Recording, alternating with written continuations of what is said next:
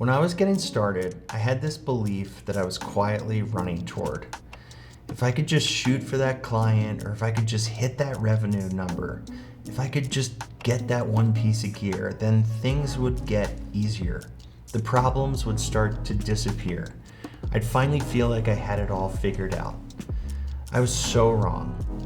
Not only did the problems not go away, they got bigger, more frequent, more complex.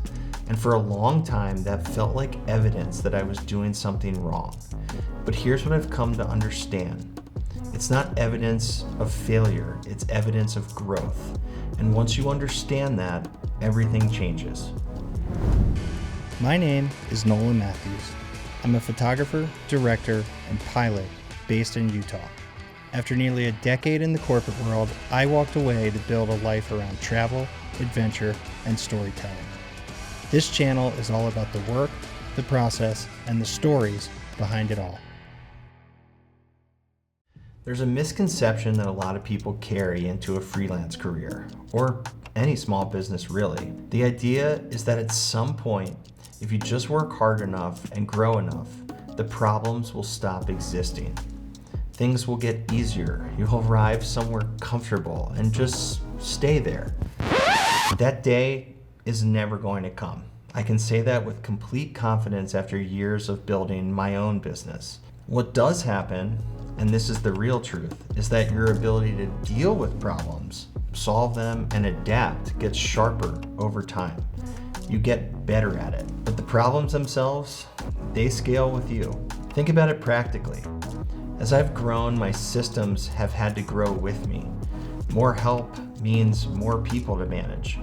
More complex gear means more logistical challenges. Larger shoots mean more pre-production, more moving parts, more decision makers, more things that can go wrong. Where I used to show up with a camera and a friend as talent, now I'm sometimes coordinating crew, multiple locations, clients with competing opinions, and productions that have real financial stakes. Yeah, that's growth, but it also comes with its own weight.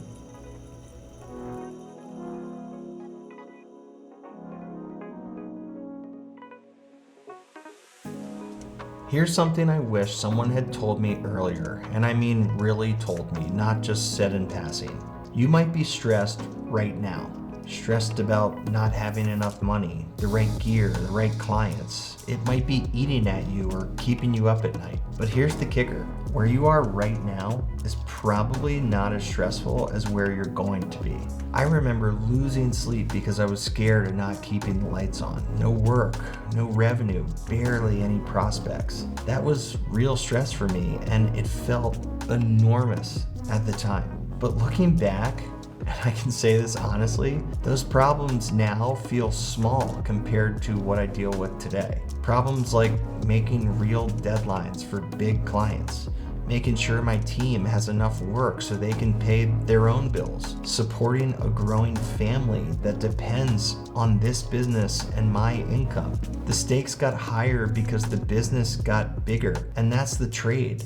And the thing I regret most is that I didn't stop to enjoy the simpler version of this life when I was in it. There are now days when I'd love to go back and just worry about taking the next picture, just getting out with the camera and figuring it out. I didn't appreciate that period enough. And if you're in that period, don't make that same mistake.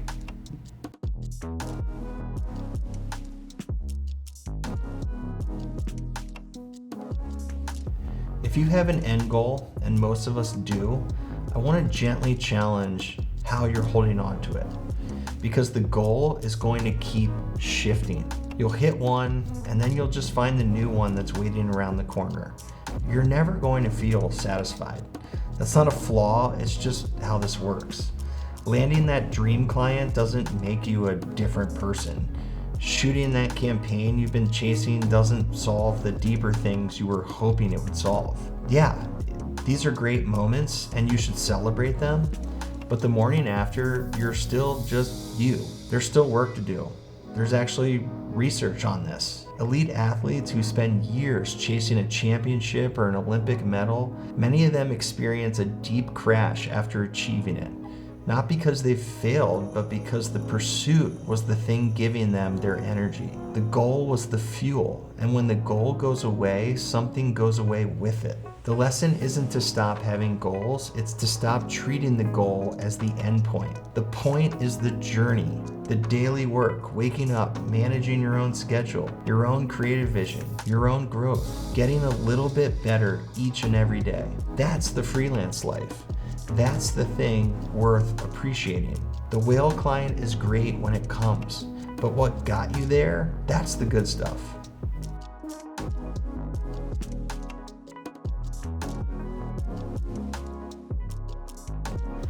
I want to address something that gets thrown around a lot in the business world, the idea of a good problem. You know the one, oh, you're too busy? That's a good problem to have. Believe me, I've been in the valley, dry spells with no work, wondering where the next project was going to come from. And I've also been on the other side, so slammed that it felt like I was drinking from a fire hose, not sleeping and barely holding it together. Both are problems. And to be honest, I'm not sure that one is better than the other. They're just different. What I've learned is to use the slow periods strategically. When things are quiet, that's the time to prepare for what happens when they're not. How will you handle 2 shoots landing in the same week? What happens when a work trip conflicts with something that you have going on at home? Build the systems before you need them, because I can tell you from experience, the stress of being overwhelmed with work sometimes hits harder than the stress of being in a slow season. At least in a dry spell, you have time to think. When you're at capacity and things start slipping, that's when the pressure really builds. In my opinion, there are no good or bad problems. There are just problems. And the goal is to get better at solving for them.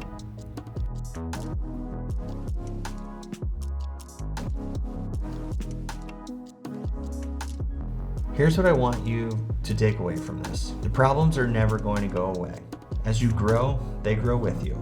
That's not a sign something is wrong, it's a sign something is working. What levels you up as a creative professional and honestly as a person is your ability to face those problems clearly, without panic, without blaming everything around you, owning your circumstance completely. We'll go deeper on that idea in a future episode, but for now, the practice is simple. Look at whatever problem is in front of you today and say, I've got this, and mean it. And then go and solve it. Next week is episode 30, which honestly feels like a moment worth marking. So we're going to do something a little different, and I hope you'll stick around, and I'll see you then.